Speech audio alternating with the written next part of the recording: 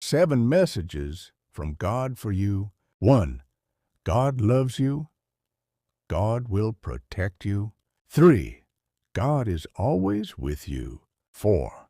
God will give you peace. 5. God will give you strength. 6. God will direct your steps. 7. God will never leave you. May these reminders inspire your heart today. Share with someone who might need this. And don't forget, Amen. Kapeas na mensahe mula sa Diyos para sa'yo. 1. Mahal ka ng Diyos. 2. Poprotektahan ka ng Diyos. 3. Kasama mo palagi ang Diyos. 4. Bibigyan ka ng Diyos ng kapayapaan. 5. Bibigyan ka ng Diyos ng lakas. 6. Gagabayan ng Diyos ang iyong mga hakbang. 7.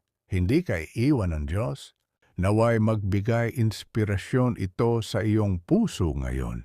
I-share sa taong kailangan nito.